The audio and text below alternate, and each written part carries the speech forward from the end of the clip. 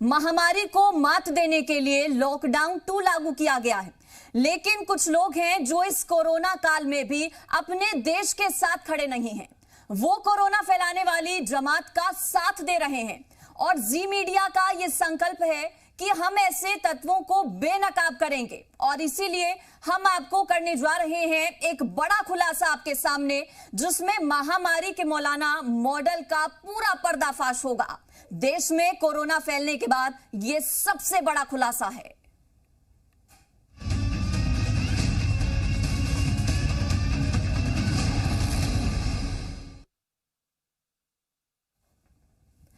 और मौलाना सरवर का ऐसा दावा है कि उसने निजामुद्दीन मरकज के आसपास से तबलीगी जमात के 15 लोगों को भगाने में मदद की है। मौलाना सरवर ने कोरोना के हॉटस्पॉट से कैसे इन लोगों को निकाला, ये हम आपको बताने जा रहे हैं। लेकिन उससे पहले ये साफ कर दें कि मौलाना गुलाम सरवर तबलीगी जमात का सदस्य नहीं है, यानी कि मौलाना ने भले ही तबलीगी जमात के लोगों की गैर कानूनी तरीके से मदद की हो, लेकिन वो खुद जमाती नहीं है और उसका तबलीगी जमात से कोई औपचारिक संबंध भी नहीं है। हमारा मकसद टेलीविजन पर कोरोना के नाम पर मजहब की दुकान चलाने वाले मौलाना का सच सामने लाना है।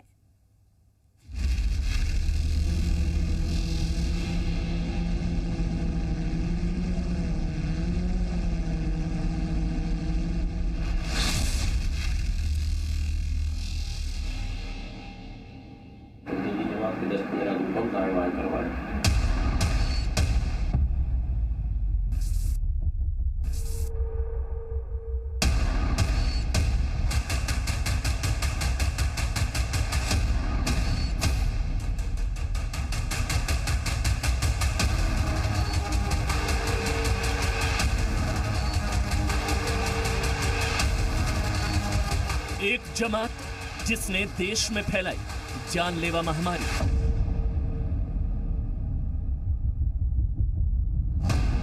एक मौलाना जिसकी जमात ने वायरस को भारत के कोने कोने तक पहुंचा दिया।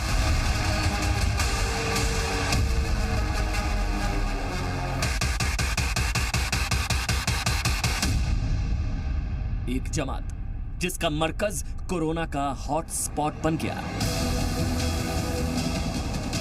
एक ऐसा खुलासा जो कोरोना के खिलाफ देश की लड़ाई को कमजोर करने वाले चेहरों को आज बेनकाब कर देगा।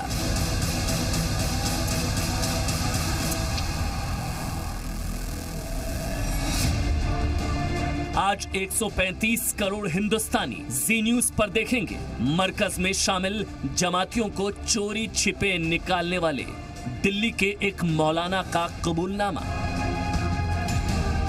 ऑपरेशन वायरस करवा देते हैं। जैसे पता चला बना मस्जिद में चुप से गाड़ी लगाए, उसको बुलाया, बैठा बैग लेके बैठो और चल लेके हम पहुंच गए। हमारे पास है तो बहुत कम से कम 15। इस शख्स की जुबान से निकला एक एक शब्द सन्न कर देने वाला है। पहले वहां एक्टिव हो जाना चाहिए। ये एक बहुत खतरनाक साजिश का सबूत है। जब देश में संपूर्ण लॉकडाउन है, कोरोना को हराने के लिए करोड़ों भारतवासी अपने घरों में बंद हैं, तो फिर कोरोना काल में यह कैसी साजिश थी? इसका मकसद क्या था? वो कौन लोग थे जिन्होंने इसका जाल बुना? ये सब हम आपको बताएंगे, लेकिन उससे पहले इन जनाब का परिचय जान लीजिए।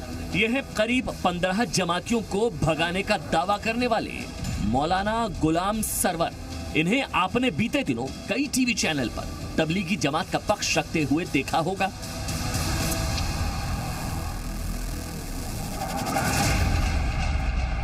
मौलाना गुलाम सरवर ऑल इंडिया मुस्लिम मोर्चा के राष्ट्रीय प्रवक्ता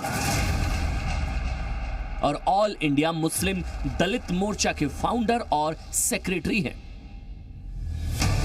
तबलीगी जमात के कोरोना कनेक्शन की तहकीकात करने वाली जी न्यूज की SIT टीम को दिल्ली में मौलाना गुलाम सरवर और उनके नेटवर्क के बारे में पता चला।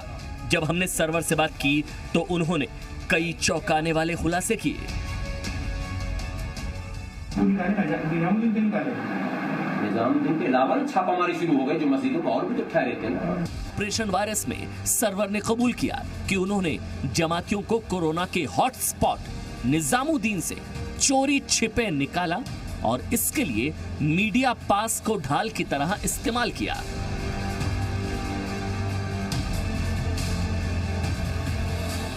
और आपको पता है कि हाफिज साहब पास है, उसने हमको फोन किया, आज रात आखिरी निजामुद्दीन गेस्ट हाउस से एक बंदे को उठा लिया। मौलाना सरवर ने जिस तरह जमातियों के सीक्रेट एग्जिट प्लान को अंजाम दिया, उन्होंने कैसे अपने रसूख और पहुंच का इस्तेमाल करते हुए ऐसे जमातियों को कोरोना के रेड जोन से निकाला जिनके कोरोना संक्रमित होने की आशंका थी, ये सब हम आपको अपनी अगली रिपोर्ट में बताएंगे। देखते रहिए ऑपरेशन वायरस।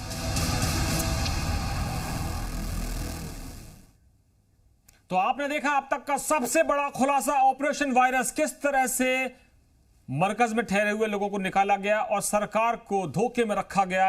ये ऑपरेशन वायरस आपकी आंखें खोलने के लिए, और हम आपको ये बता दें कि ये धर्म युद्ध नहीं है, ये विश्व युद्ध है, किसी धर्म के खिलाफ लड़ाई नहीं है। मैं साफ साफ आपको बता दूं कि इस वक्त की सबसे बड़ी खबर यह है कि किस तरह से लोग कोरोना के युद्ध में हिंदुस्तान के खिलाफ एक साजिश रच रहे हैं। और जब हम ये बात कहते हैं तो किसी धर्म विशेष के लिए नहीं कह रहे हैं, बल्कि उन लोगों के लिए कह रहे हैं कि जो किसी भी धर्म के मेंबर हैं लेकिन वो हिंदुस्तान के खिलाफ हैं। सबसे बड़ी खबर आप देख रहे हैं, और हम ये बताना चाहते हैं कि इस पूरे खुलासे का मकसद ये था कि अगर कुछ लोग धर्म के नाम पर विशेष छूट चाहते हैं तो उनको हिंदुस्तान की हुकूमत को सख्ती से पेश आना होगा, क्योंकि मौलाना साद मौत का प्रसाद बांट रहे हैं। आपको अलर्ट होना होगा। हम मुस्लिम भाइयों से अपील करते हैं, मुस्लिम धर्म के लोगों से अपील करते हैं, उनके रहनुमाओं से अपील करते हैं कि हिंदुस्तान की इस तबलीगी जमात के इस कुकर्म को जरूर देख लीजिएगा। अब हम आपको बताते हैं कि मौलाना साद के साथ जो लोग लगे हुए थे, भले ही वो तबलीगी जमात का हिस्सा नहीं थे, किस तरह से वो गैर कानूनी तरीके से लोगों की मदद कर रहे थे। तो ये दूसरी रिपोर्ट हम आपको दिखाएंगे। लेकिन सवाल ये कि जब वो तबलीग का सदस्य नहीं है तो उसने किस तरह से इस पूरे ऑपरेशन को अंजाम दिया, और वो धर्म की आड़ में किस तरह से देश की जो पूरी एक व्यवस्था है उससे वो खिलवाड़ कर रहा है। तो आपने देखा यह खुलासा, उसकी दूसरी कड़ी देखिए और चाहिए तह तक फैसला खुद करिए कि आखिर ये लोग देश के दुश्मन हैं या नहीं।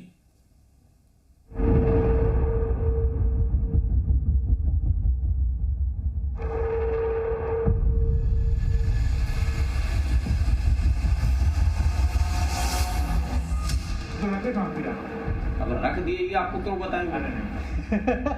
करुणा प्रणाम। रख दिए और बहुत बेहतरीन इंतजाम कर दिए। अभी जाना भी है, उसके खाने का एक जगह एडजस्टमेंट किया है, जो फ़ोन पे आएगा तो वो जगह उसको दिखाएंगे, जो फ़ोन पे पहुंचाएगा वही ऑनलाइन नहीं घूमता रहता है।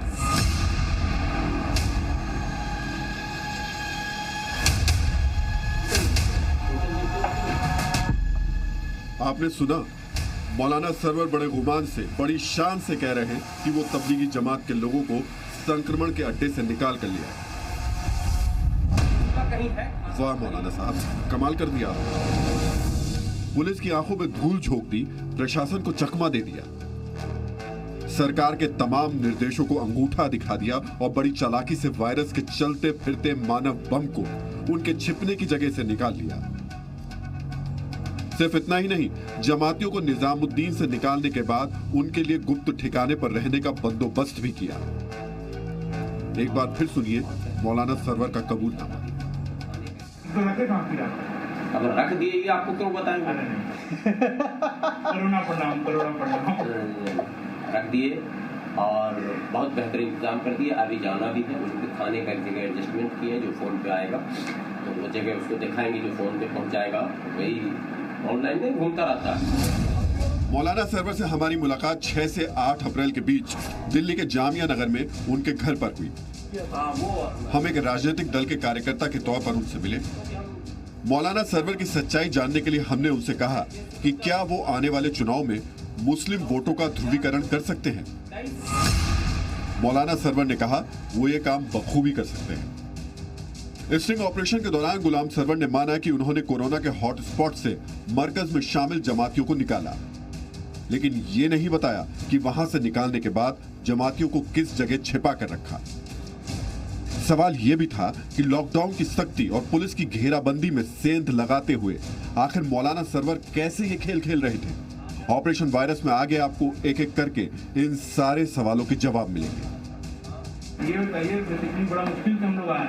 कैसे? अच्छा, कैसे आए? तो बाइक उधर खड़ा कर दिए, पैदल पैदल आए। अब बिहार से कैसे कैसे आ गए बताइए। अरे मत पूछिए, बिहार से आने में तो बाइक से आ गए क्या? नहीं, डॉक्टर साहब निकाल दिए, इमरजेंसी टीम में निकल गए। हाँ। हमारे पास है। मौलाना सरवर के पूरे खेल की धुरी था पास, जिसका जिक्र अभी उन्होंने किया। जहां तक पास की बात है तो लॉकडाउन के बाद दिल्ली पुलिस ने स्पेशल कर्फ्यू पास जारी किए थे। ये पास अनिवार्य सेवाओं से जुड़े लोगों को दिए गए थे।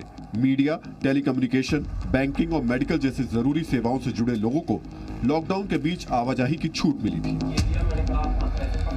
मौलाना सरवर को कौन सा पास मिला था और कैसे मिला था, इसका जवाब उन्हीं से सुनिए। कैसे बना? वो तो मीडिया के इससे बना है। हमारा भी एक चैनल छोटा सा है और साप्ताहिक अखबार है, राज सहारा। अच्छा। हिंदी का, तो उसी के इससे बनाए थे। हम शुरू से घूम रहे हैं उसी के वजह से, तो हम बीसियों लोगों दिल्ली जमात के 10-15 ग्रुप हम कार्यवाही करवा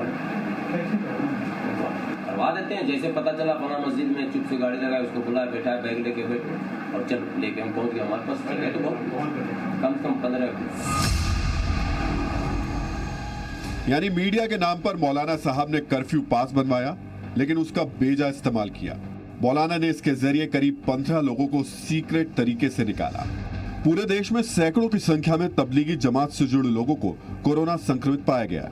इनमें ज्यादातर ऐसे लोग हैं जो निजामुद्दीन मरकज में शामिल हुए थे या उनके संपर्क में आए थे। जानकारों के मुताबिक कोरोना का एक संक्रमित मरीज अगर सामान्य रूप से लोगों के संपर्क में आता रहे तो वो 400 से ज्यादा लोगों को वायरस का शिकार बना सकता है। ऐसे में मौलाना सरवर ने जिन जमातियों को भागने में मदद की, अगर वो वाकई संक्रमित हुए तो उन्होंने कितने लोगों के बीच मौत वाला वायरस बांटा होगा, ये सोचकर भी डर लगता है। ब्यूरो रिपोर्ट, जी मीडिया। तो आपने देखा कि किस तरह से ऑपरेशन वायरस में खुलासा हमारी टीम ने किया है। स्पेशल हमारी टीम है, इन्वेस्टिगेटिव टीम है, और ये एक बहुत बड़ा खुलासा है कि किस तरह से मीडिया के नाम पर पास लेकर मौलाना गुलाम सरवर ने 15 जमातियों को बाहर निकलने का दावा किया है। हमारे साथ खास मेहमानों का एक पैनल जुड़ रहा है। महेश शर्मा जी हैं, बीजेपी के गौतम बुद्ध नगर के सांसद हैं। डॉक्टर साहब, बहुत बहुत स्वागत है। आपके ऊपर जिम्मेदारी है इलाज करने की, आपने लाखों करोड़ों नमस्कार दिलीप जी। नमस्कार। नमस्कार डॉक्टर साहब, बहुत मुश्किल का वक्त है, लड़ाई हमको करनी है। और मैं एक और खास मेहमान से परिचय करा दूं आपका। ब्रजेश पाठक कानून मंत्री हैं उत्तर प्रदेश की योगी सरकार में, और कानून की धज्जियां उड़ रही हैं पूरे देश में, जगह जगह हमने तस्वीरें देखी हैं। तब उनसे भी हम बात करेंगे। और विश्वास सारंग जी हमारे पास थोड़ी देर बाद जुड़ जाएंगे, लेकिन इस वक्त मैं एक चेहरा देख रहा हूं। विश्वास जी जुड़ गए हैं भोपाल से, और एक चेहरा और देख रहा हूं जो विश्व हिंदू परिषद की आवाज बनते हैं, विनोद बंसल जी। काफी समय से हमने साथ में रिपोर्टिंग के दौरान उनसे हमारा वास्ता रहा है। और एक पुलिस ऑफिसर जो एक जंग लड़ रहे हैं इंदौर में, हरिनारायणचारी मिश्रा, डीआईजी इंदौर, हमारे साथ जुड़े हैं इंदौर से। और एक और खास मेहमान जिनसे हम समझेंगे कि आखिर माइनॉरिटी में, खासतौर पर मुस्लिम अल्पसंख्यकों में एक किस तरह का खौफ है, और वो कोरोना को धर्म युद्ध समझ रहे हैं जबकि ये विश्व युद्ध है। मौलाना हाजी हसन अहमद साहब जुड़ रहे हैं, और मेरे एक सहयोगी हैं हरीश दिवेकर, भोपाल में अक्सर खबरें, बहुत बड़ी बड़ी खबरें देश के सामने ला रहे हैं। और ये इस टीम को मैं पहले सलाम करना चाहूंगा। डॉक्टर साहब, हमारी टीम ने यह बताने की कोशिश की है कि साहब ये धर्म युद्ध नहीं है, ये तो विश्व युद्ध है। पूरे हिंदुस्तान को मिलकर लड़ना होगा, ना यहाँ हिंदू है ना मुसलमान है। आप मीडिया के नाम पे गलत तरीके से पास बनाते हैं, मीडिया को बदनाम करते हैं, मीडिया को कहते हैं कि वो देश विरोधी है, हिंदू मुसलमानों के बीच में दंगा कराता है। और आप जो मौलाना साद जो मौत का प्रसाद बांट रहा है पूरे हिंदुस्तान में, उसके मरकज से आप 15 से 20 लोगों को निकालने का दावा करते हैं। डॉक्टर साहब, आपको चिंता नहीं हो रही है कि ऐसे लोग देश की राजधानी में बैठे हुए हैं? देखिए, बहुत तकलीफदायक है। एक बहुत अच्छे माहौल में देश आगे बढ़ रहा है, हमारे एक ऐसे नेतृत्व प्रधानमंत्री नरेंद्र मोदी जी के नेतृत्व में उत्तर प्रदेश भी प्रगति पथ पर मुख्यमंत्री जी के उसमें सानिध्य में एक बहुत गंगा जमनी तहजीब हमारे लोगों की है, हमारी संस्कृति है, हमारा कल्चर है। उस कल्चर पर कुछ इंसानियत के दुश्मन कहूंगा मैं इन्हें, आपने इसे विश्व युद्ध कहा है। यह सच है कि यह विश्व युद्ध हम उस कोरोना से लड़ रहे हैं। हम किसी हिंदू मुसलमान की लड़ाई को नहीं देख रहे हैं, हम एक ऐसे छुपे हुए अदृश्य दुश्मन कोरोना वायरस से लड़ रहे हैं। और उस लड़ने में अगर ये 650 करोड़ 700 करोड़ विश्व के लोग एक नहीं हुए, अगर ये लड़ाई एक देश की नहीं है, एक धर्म की नहीं है, एक जात की नहीं है, एक जमात की नहीं है, ये 720 करोड़ विश्व के लोगों की लड़ाई है। एक छोटे से कस्बे चाइना के वुहान से निकलकर एक अमेरिका जैसी महाशक्ति को घुटने पर ला दिया। फ्रांस, इटली जैसे, स्पेन जैसे लोग थरथरा रहे हैं और न जाने अगले साल 2 साल तक कब तक हमारी आर्थिक स्थिति पूरे विश्व की थर्राएगी, कितने लोग मौत के मुंह में जाएंगे, कितने लोग उन परिवारों के चिराग बुझ चुके होंगे। और तब पर भी लोग नहीं समझ रहे हैं।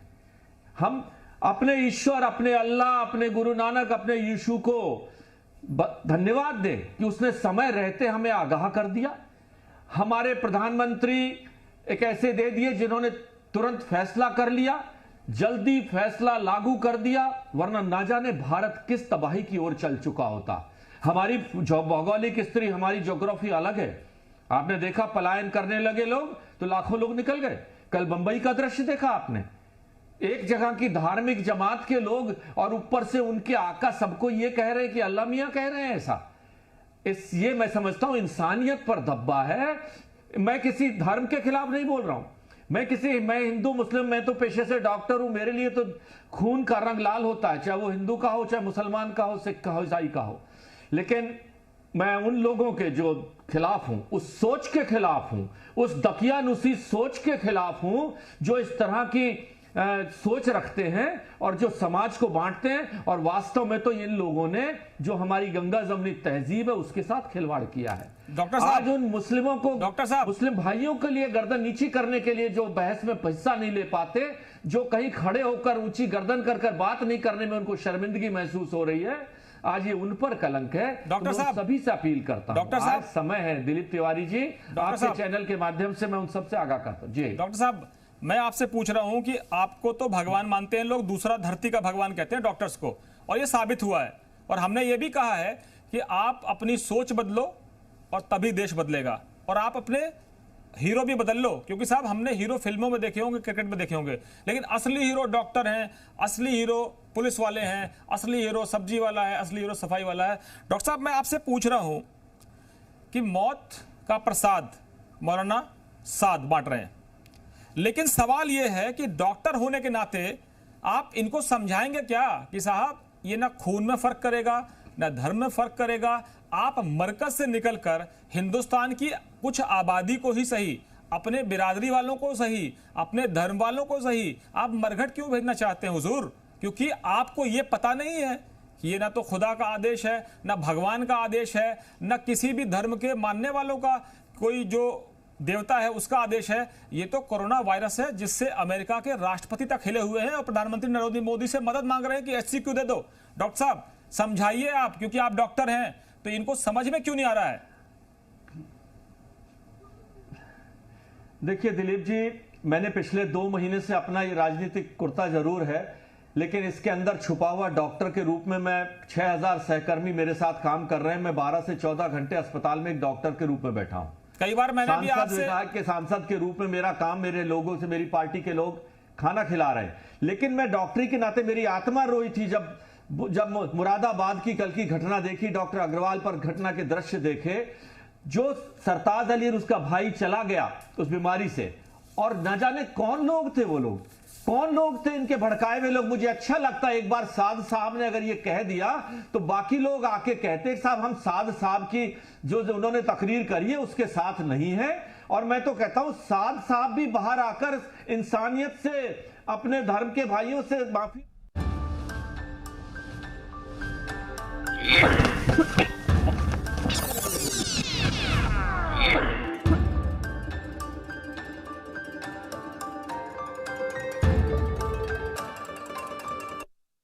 है वो कई बार विचलित नहीं होने देती आपको कि कैसे लोग हैं जो कानून के रखवालों का हाथ काट लेते हैं और वो उस कानून के रखवाले को हम हीरो मानते हैं जो अपना कटा हुआ हाथ लेकर अस्पताल जाता है स्कूटी में बैठकर और पूरी ताकत के साथ कहता है कि मैं ऐसे लोगों से लड़ूंगा। मिश्रा जी। जी हाँ, मैं आपकी बात से बिल्कुल सहमत हूँ। जहाँ तक हम पूरे अगर प्रत्यक्ष में देखें तो जो पुलिस अधिकारी हैं, जहाँ तक पूरे पुलिस अधिकारी हैं उसमें मुख्य तौर पे हर पुलिस अधिकारी अपने कर्तव्य के प्रति समर्पित है। जहाँ तक दुश्मन की बात है, दुश्मन निश्चित तौर पे अदृश्य है और जो एक कानून व्यवस्था की जो स्थिति जो पैदा हो रही है, जो कर्फ्यू लगा है, कोई कानून व्यवस्था से पैदा नहीं हुआ। हम जानते हैं कि पहली बार हम सबके लिए एक ऐसी अजीब सी स्थिति आई है जिसमें दुश्मन अदृश्य है और हम सबके सामने इतनी बड़ी चुनौती है, शायद पिछले 100 सालों की सबसे बड़ी इस तरह की चुनौती है। जहां तक आपके इस घटना का जो प्रश्न का जो दूसरा पहलू है कि पुलिस पर इस तरह की घटनाएं होती हैं, निश्चित तौर से ऐसी घटनाएं बहुत ही दुर्भाग्यपूर्ण हैं और ऐसी घटनाओं में पुलिस ने जहां भी ऐसी घटना हुई है बड़ी त्वरित कार्रवाई की है, बड़ी ही तत्परता से कार्रवाई की है, कठोर कार्रवाई की है और ऐसा होना भी चाहिए। लेकिन मैं कहना चाहूंगा कि 99% लोग फिर भी पुलिस के साथ हैं, इस निर्णय के साथ हैं। जैसे कि मैं इंदौर में अगर लॉकडाउन की बात करूंगा, बड़ी सख्ती से लगाया गया है और इतनी सख्ती से अगर आप चीजों को ले जाते हैं तो सिर्फ लोगों के बिना समर्थन के ऐसा संभव नहीं है। निश्चित तौर पर इसमें लोगों का पर्याप्त समर्थन है जिसके कारण ये इस तरह से लॉकडाउन और बाकी घटनाएं को ठीक ढंग से हम लोग नियंत्रित कर पाते हैं। जहां तक आपने अलग अलग घटनाओं का जिक्र किया, सभी घटनाओं में जहां तक मुझे जानकारी है, वो पंजाब की भी जो घटना का आपने जिक्र किया, सभी घटनाओं में पुलिस ने बड़ी तत्परता से काम किया है। जहां तक पुलिस के जवानों की बात है, निश्चित पुलिस के जवान बड़ी ही हिम्मत के साथ, बड़ी मजबूती के साथ इस जंग में उतरे हैं। यहाँ भी मैं कहूंगा कई जवान अलग अलग जगहों पे पॉजिटिव हैं या फिर इस संक्रमण से जूझ रहे हैं, लेकिन इसके बावजूद भी उनके हौसले में कहीं कमी नहीं है। हौसला बिल्कुल उसी तरीके से ऊंचा है, मनोबल उनका उसी तरीके से ऊंचा है। वो फिर जिस दिन लौटेंगे फिर आकर के लड़ेंगे। अभी मैं भी कुछ यहाँ के क्वारंटाइन सेंटर्स में गया था जहाँ पे जवान हैं। उन जवानों से जब मैं जाकर के मिला और उन जवानों से भी कहा, तब वो दिन गिन रहे थे कि हमें बस 6 दिन और बचे हैं, 6 दिन के बाद अभी 7वें दिन फिर मैं ड्यूटी ज्वाइन करूंगा। तो निश्चित तौर पे जो जवान है उनका एक मनोबल, उनका जो एक उत्साह है वो निश्चित तौर पे इस जंग में जीतने में कामयाबी में सहायक होगा। और यही कि नहीं, मैं कहूंगा कि हर जगह जहां भी है उत्साह के साथ काम कर रहे हैं, चाहे जो भी पुलिसकर्मी है, चाहे स्वास्थ्य कर्मी है जो कि कटिंग एज पर काम कर रहे हैं। एक बिना इस उत्साह और जोश के बिना इस जंग में हम लोग कामयाब नहीं हो सकते। और हम सब मिल करके सारी आपके पास लौट रहा हूं, चाहे पुलिस की टीम हो, स्वास्थ्य की टीम हो, नगर निगम की टीम हो, सब मिल के साथ लड़ रहे हैं। आपके पास लौट रहा हूं। एक मेहमान हमारे साथ हाजी हसन अहमद साहब जुड़े हैं, बहुत देर से हमारी बात सुन रहे हैं। डॉक्टर साहब भी हमारे साथ जुड़े हुए हैं, महेश शर्मा जी हैं, विनोद बंसल जी के पास भी चलूंगा मैं। और हाजी हसन अहमद साहब, जो सवाल उठ रहा है कि लोग अपने धर्म को लेकर इतना परेशान क्यों हैं, क्योंकि ये जो युद्ध है कोरोना का, ये धर्म से हटकर है, ये व्यक्तियों पर हमला करेगा, ये राष्ट्र की सीमाओं से परे है। आपके जो लोग हैं या आपके जो साथ के लोग हैं वो एक दूसरे को समझाने की कोशिश क्यों नहीं करते कि साहब ये युद्ध जो है वो केवल किसी मुल्क का नहीं है, पूरी दुनिया का युद्ध है। उसमें जो लोग भी हैं इसमें जिम्मेदार, जो पुलिस कर्मियों पे, मेडिकल टीम पे हमला कर रहे हैं और इतना घटित काम कर रहे हैं जो शायद किसी धर्म क्या इंसानियत को शर्मसार कर रहे हैं। वो अपने धर्म को तो शर्मसार कर ही रहे हैं, साथ साथ इंसानियत को शर्मसार कर रहे हैं कि वो इंसान हैं भी कि नहीं। अब तो डाउट उनके ऊपर ये है। एक मेडिकल टीम जा रही है जो आपको आपका टेस्ट करने जा रही है, आपको लेने जा रही है। मेरी आवाज क्या पहुंच रही है? जी बिल्कुल पहुंच रही है आपकी आवाज, आप बोलिए। आपकी आवाज तो पूरा देश सुनना चाहता है। जो मेडिकल टीम आपको लेने के लिए जा रही है, उसके ऊपर ईंट पत्थरों से और इस तरह से बर्बरता पूर्वक हमला किया जा रहा है। मैं तो चाहूंगा सरकार से कि इसमें भी और भी सख्त अगर 2-4 धाराएं हो सकती हैं तो वो भी लगाई जाए उनके खिलाफ, क्योंकि उनकी वजह से पूरा समाज, पूरा देश, पूरी इंसानियत खतरे में आ रही है। मौलाना साहब के लिए क्या कहेंगे आप? वो जिसको बचाना, मौलाना साहब के लिए क्या कहेंगे? मौलाना साहब को तो अब तक जो वो कह रहे हैं कि मैंने क्वारंटाइन में हूं, सेल्फ क्वारंटाइन में हूं, उनकी जगह जेल है और सिर्फ जेल है। क्योंकि उन्हीं ने जो प्रसाद बांटा है हिंदुस्तान में, शायद हम बहुत पहले रुक गए होते। इस हद तक जो अब तक जो मौतों का आंकड़ा ये बहुत पहले रुक गया होता, थम गया होता, अगर उन्हीं ने सही जानकारी प्रशासन को दे दी होती कि हमारे यहाँ इतने विदेशी जमा हैं जिनकी तबीयत कुछ खराब है, उनको जुकाम है, बुखार है, तो शायद आज ये नौबत हमें नहीं उठानी पड़ती। विनोद बंसल जी, मौलाना साद हिंदुओं को मरघट ले जाएंगे, मरकज से मरघट, और मुसलमानों को ले जाएंगे मरकज से कब्रिस्तान, और मौत का प्रसाद बांट रहे हैं। वीएचपी कैसे देख रही है? कह रहे हैं लोग कि धर्म विशेष के आधार पर भेदभाव की बात कर रहे हैं। कई जगह ऐसे ऐसे बयान आ रहे हैं कि ये मुसलमानों को नहीं छू पाएगा, ये इस तरह के जो है वो साजिश है हमारे खिलाफ। एक साहब कहते हैं, गुलाम सरवर साहब, कि वो जमातियों को बाहर निकालने के लिए उन्हें मीडिया का कोई पास बनवा के इस्तेमाल कर लिया। ये क्या है? दिलीप जी, एक नहीं, इसमें अनेक घटनाएं हैं। जिस धर्म की आप बात कर रहे हैं वो धर्म नहीं, वास्तव में अधर्म है, और ये जो कर्म नहीं है, कुकर्म है। इसका किसी देश काल परिस्थिति से कोई लेना देना नहीं है। ये बेसिकली ये मानसिकता का प्रश्न है दिलीप जी। दिलीप जी, एक बात समझ में आनी चाहिए आपको कि एक तरफ तो भारत के प्रधानमंत्री पूरे विश्व के लिए कोरोना के संकट से निवारने के लिए वो एक शांति दूत के रूप में काम कर रहे हैं, और अमेरिका जैसे शक्तिशाली जो विश्व की महाशक्ति है उसको भी सहायता कर रहे हैं, और जो भी पीड़ित देश हैं उनको सबको चिंता करते हुए अपने देश की चिंता कर रहे हैं।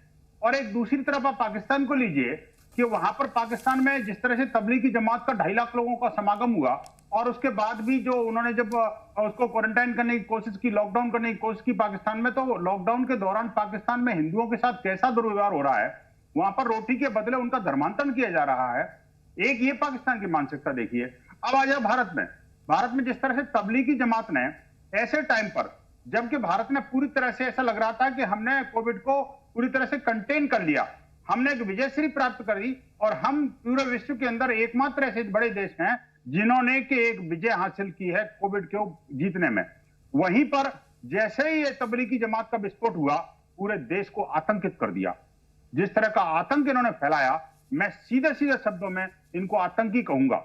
विश्वास सारंग जी के पास चलते हैं। धर्म से जोड़ते हैं तो जोड़ना चाहिए। विनोद जी, विश्वास सारंग जी बैठे भोपाल में, बीजेपी के विधायक हैं, आगे सरकार जो बनने वाली उसमें मंत्री बनेंगे, और डॉक्टर साहब भी हमारे साथ जुड़े हुए हैं। विश्वास जी, आप भी मरकज के जमातियों से परेशान हैं, ढूंढ कर परेशान हैं। भोपाल और इंदौर में तबाही मची हुई है।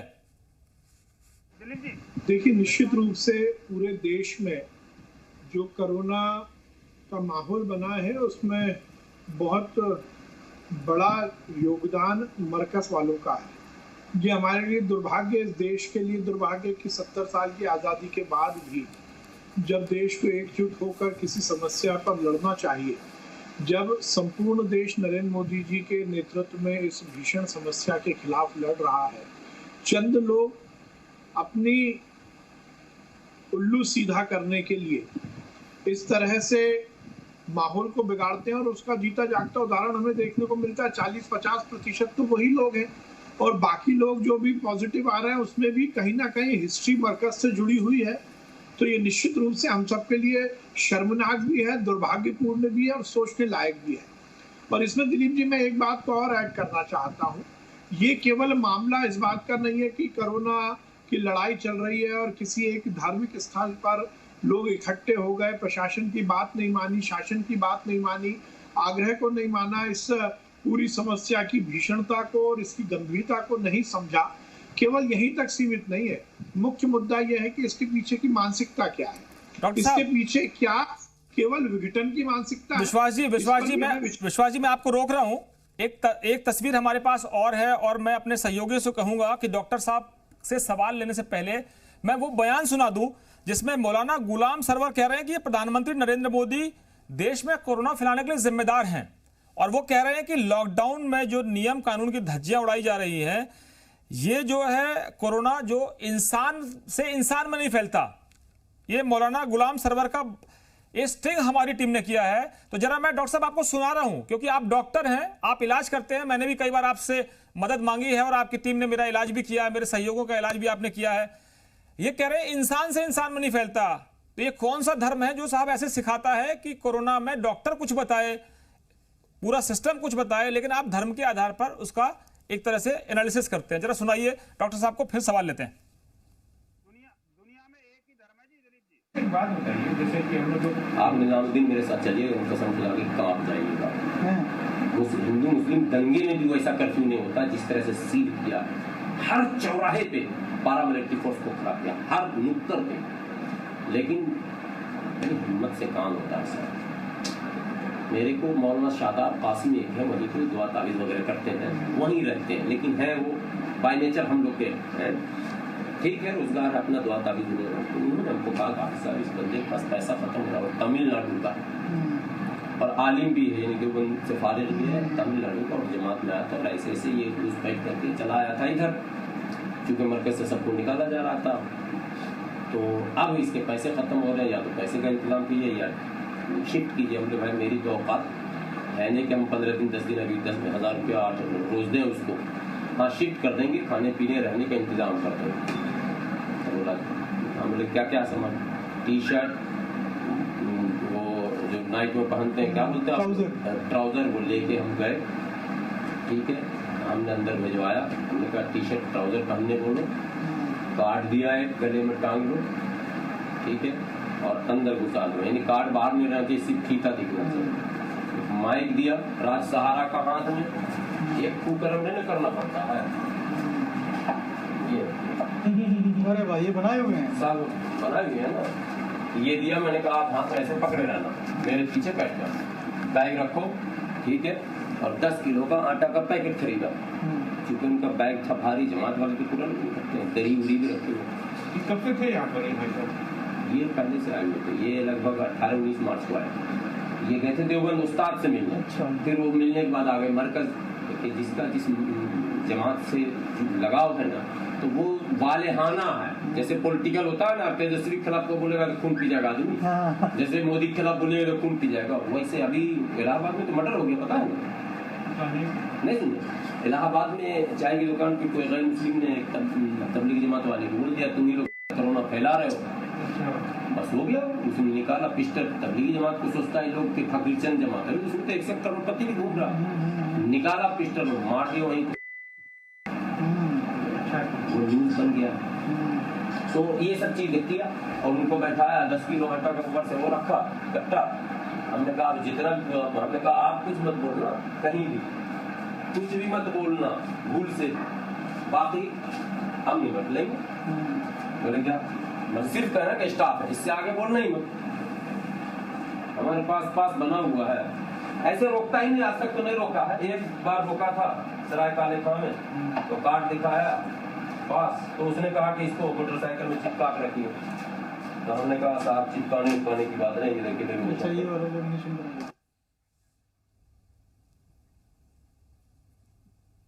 तो डॉक्टर साहब आपने सुना होगा, क्या सोच रहे हैं?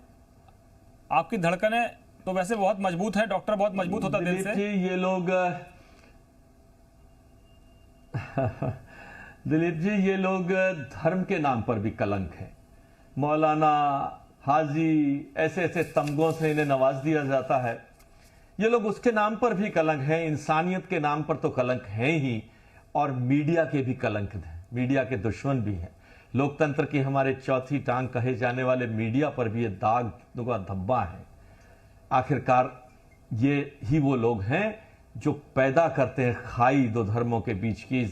आज 15, 20 करोड़, 18 करोड़ मुसलमान भाई इस देश में रह रहे हैं, सब लोग आगे मिलकर बढ़कर चल रहे हैं, लेकिन ये कौम के भी दुश्मन हैं। मुस्लिम भाइयों को मुझे कहते हुए अच्छा लगा जब लोग कह रहे थे कि ये लोग मुस्लिम कौम के भी दुश्मन हैं। मेरे यहां पर मेरे रहने वाले, मेरे पास एक मेरे दोस्त थे कप्तान अली साहब, वो आए, बोले साहब ऐसे लोगों ने कौम को भी बदनुमा दाग दिया है, हम सीधे आपके सामने गर्दन ऊंची कर कर खड़े नहीं हो पा रहे हैं। ये वो लोग हैं जिन्होंने इस कौम पर भी दाग लगाया है। मुझे शर्म आती है ऐसे लोगों के साथ। हालांकि मेरे पेशे में मुझे मुसलमान भी मिले, बहुत अच्छे मुसलमान भी मिले, लेकिन ऐसे लोग इस धर्म के नाम पर भी कहीं ना कहीं कलंक है। मैं समझता हूं अल्लाह तो इनको कहीं ना कहीं सजा देगा ही, लेकिन सरकार भी इनको ऐसी सजा दे कि इनकी रूहें कांपे और बाकी लोग भी ऐसी हरकतें करने से आगे से थर थर आए। इंसानियत के खिलाफ किसी को जुल्म करने की डॉक्टर साहब, नहीं दी डॉक्टर जा साहब सकती। आप तो डॉक्टर हैं, डॉक्टर साहब आप तो डॉक्टर हैं, मेरे भी कुछ मित्र डॉक्टर हैं जो इस वक्त जो ड्यूटी हम निभा रहे हैं स्टूडियो में, फील्ड में, आपके साथी भी बहुत सारे फील्ड में लगातार काम कर रहे हैं। डॉक्टर्स ने जान दे दी इस कोरोना से निपटने के लिए। मैं आपसे जानना चाहता हूं कि मौत इतनी भयावह है, लोग बताते हैं कि दिल दहल जाता है। जो कोरोना का शिकार हुए, जिनकी मौत हो रही है, उनके परिवार में तो मातम है, लेकिन जिसने देख लिया, जिस डॉक्टर ने, नर्स ने, जो सपोर्टिंग स्टाफ है, उसने देख लिया कि इतनी विभत्स चीत्कार निकलती है। तो मेरे एक सहयोगी ने मुझे बताया, जानने वाले ने बताया, जो मेरे मित्र हैं, कि दिलीप सब कुछ हो जाए, कुत्ते की मौत मरना भी मंजूर है, लेकिन कोरोना की मौत मरना मंजूर नहीं है। जरा आप हमारे दर्शकों को, हिंदुस्तान के लोगों को बताइए कि क्या है ये बीमारी जो इतनी बुरी मौत देती है। देखिए, ये एक वायरस है और जो वहां से शुरू हुआ, और ये वायरस सार्स वायरस से 10 गुना ज्यादा खतरनाक है, इतनी तेजी से फैलता है। और अगर स्टेज 2 के बाद स्टेज 3 में पेशेंट आ जाए तो समझिए बचने की उम्मीद ना के बराबर है, क्योंकि ना हमारे पास इलाज है, ना कोई वैक्सीन है, और वास्तव के अंदर ये फेफड़ों पर अटैक करता है। फेफड़ों पर अटैक का मतलब उसकी ऑक्सीजन की क्षमता खत्म हो जाती है, और उसकी स्थिति वही होती है जब फांसी लग रही होती है और दम घुट रहा होता है, सांस अंदर, ऑक्सीजन जाती नहीं, तो वो आदमी मौत को मांगता है। और सच्चाई है कि उस वक्त तक वेंटिलेटर पहुंचने की जब स्थिति आती है तो अपने रिश्तेदार भी, आपने पूरे विश्व के दृश्य देखे हैं कि रिश्तेदार लाश लेने तक नहीं आए हैं। उस दहशत के अंदर वेंटिलेटर तक लोग पहुंच ही नहीं पाए। जो पहुंच गए उनमें से भी 90, 95, 99% की मौत हो गई। इस कल्पना को सोचिए, और उस कल्पना में लोग इस तरह की तकरीर कर रहे हैं, मस्जिदों में बैठकर, अल्लाह के घर में बैठकर इस तरह की तकरीर कर रहे हैं कि ये मोदी जी झूठ बोल रहे हैं, ये डॉक्टर झूठ बोल रहे हैं, मैं जो कह रहा हूं मुझे सुनो। इससे बड़ी गैर इंसानियत क्या हो सकती है? तो मैं समझता हूं अगर डॉक्टर होने के नाते जब मुझे दहशत हो सकती है, और इनको जो ये डॉक्टर नहीं है, खाली क्या ये दृश्य भूल गए हैं? इटली का और अमेरिका का और स्पेन का दृश्य टेलीविजन पर नहीं देख रहे हैं? हाजी हसन साहब बोलिए, बोलिए, डॉक्टर साहब जो बोल रहे हैं सहमत हैं? हाजी हसन साहब सहमत हैं डॉक्टर साहब से?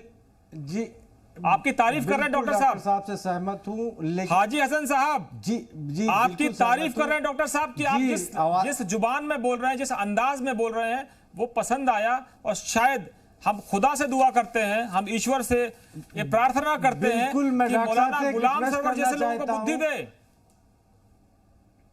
नहीं, बुद्धि नहीं, इसको डॉक्टर साहब के माध्यम से मैं भारत सरकार से ये मांग करता हूं कि ये शो खत्म होने से पहले वो जेल की सलाखों के अंदर होंगे। उन्हीं ने इंसानियत के ऊपर शर्मसार करने वाला ऐसा गुनाह किया है, और उसका उन्हीं ने बाकायदा इकबालिया सबूत दिया है। इनको इस शो को खत्म होने से पहले डॉक्टर साहब अगर कोशिश कर ले तो उससे पहले इनको जेल में होना चाहिए। डॉक्टर साहब,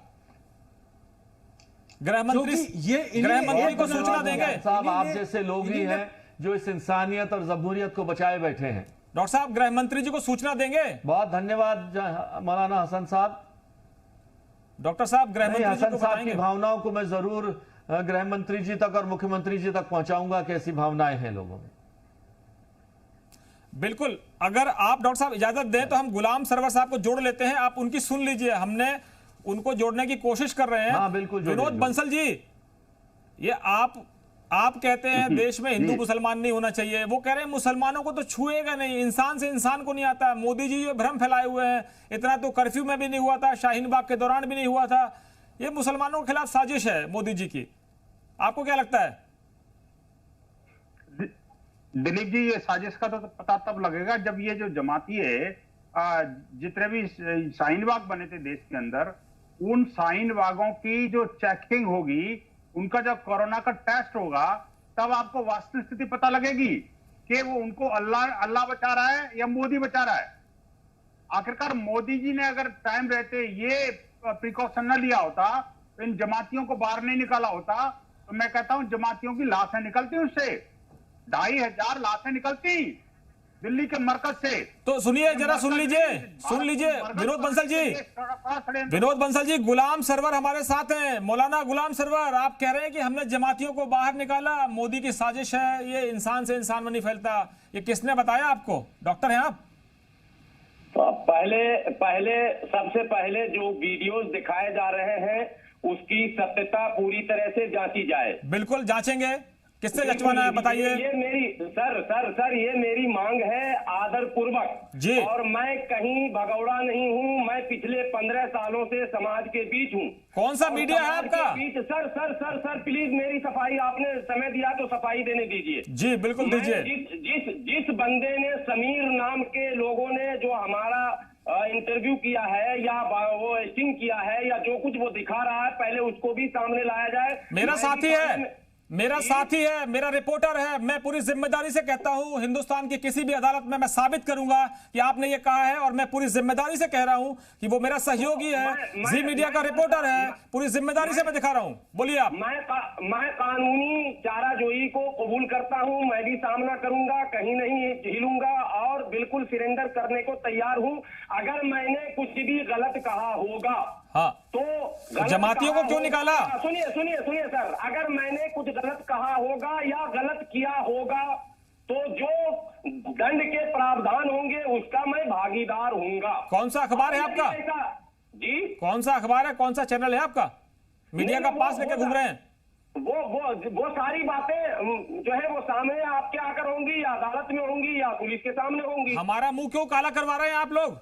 नहीं, किसका मुंह काला करा रहे हैं? आप किस मीडिया में हैं? मीडिया का पास लेकर घूम रहे हैं, जमातियों को बाहर निकाल रहे हैं।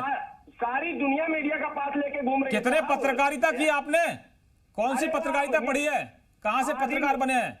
अरे साहब, आप जो प्रश्न अभी करने हैं वो कीजिए, बाकी सारे प्रश्नों के उत्तर बिल्कुल उचित समय पर दिए जाएंगे। डॉक्टर साहब कह रहे हैं आपकी बात गृह मंत्री अमित शाह तक पहुंचाएंगे। तो ये उनका कर्तव्य है और हमारा कर्तव्य है कि हम सरेंडर करेंगे। हाजी हसन अहमद साहब और डॉक्टर साहब आप पूछ लीजिए मौलाना गुलाम सरवर से, कोई सवाल आपका हो तो। ये कह रहे गलती की होगी। मौलाना गुलाम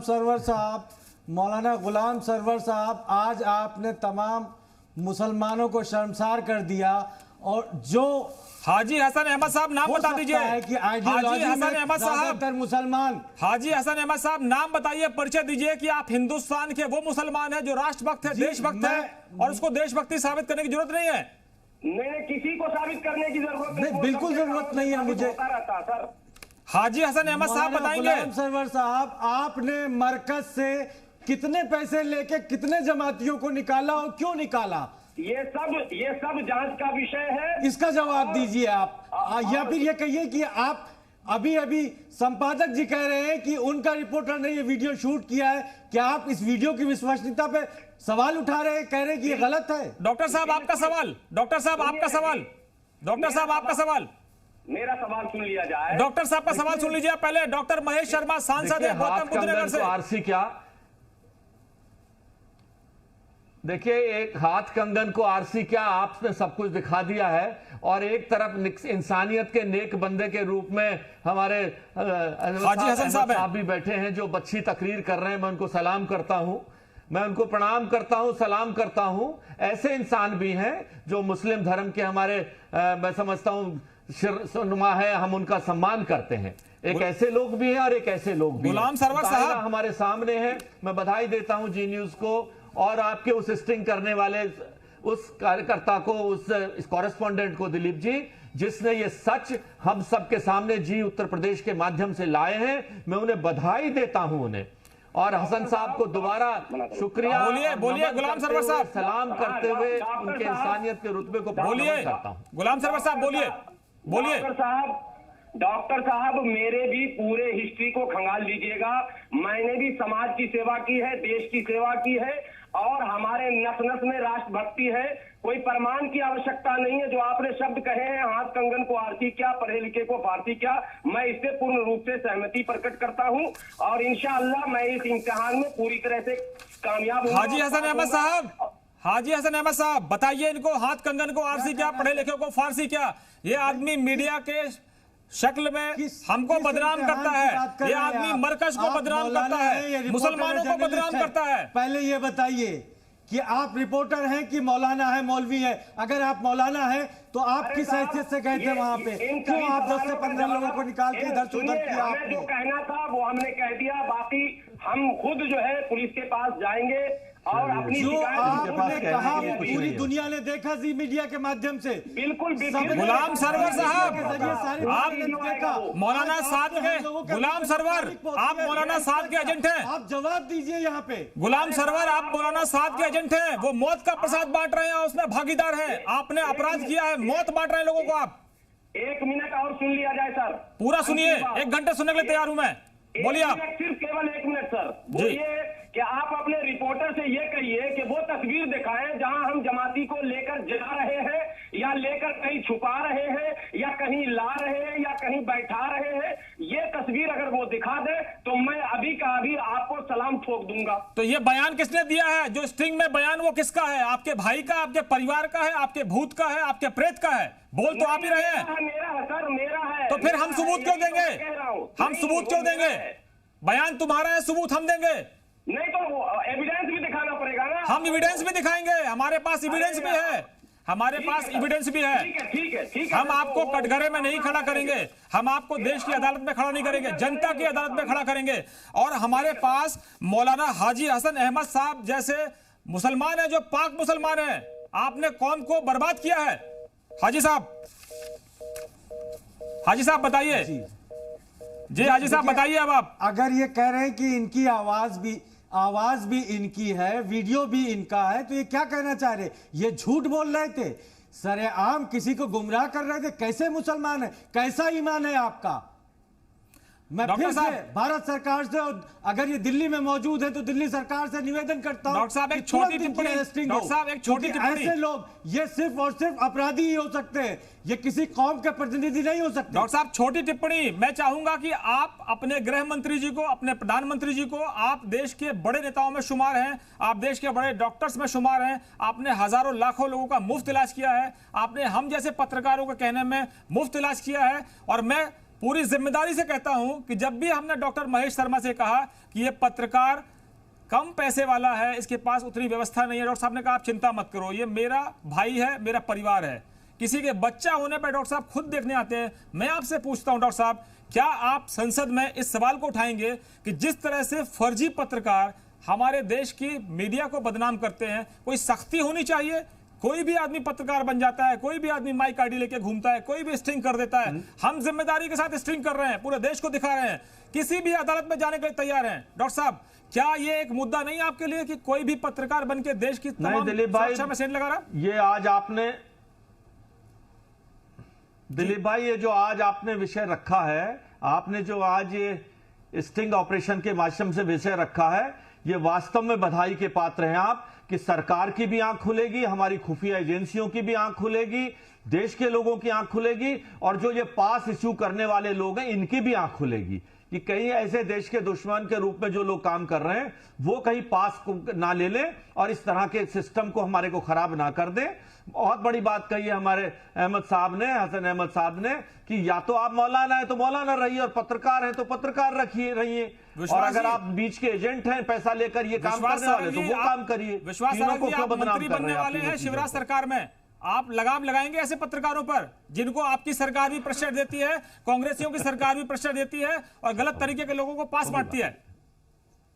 देखिए, आपने एक पत्रकार ने एक फर्जी पत्रकार का पर्दाफाश किया है, तो सबसे पहले तो मैं जी को और आपको बहुत बधाई दूंगा। और निश्चित रूप से समाज में ऐसे किसी भी वर्ग के लोग हो, यदि फर्जी तरीके से समाज को गुमराह कर रहे हैं तो उनको सलाखों के पीछे रहना चाहिए।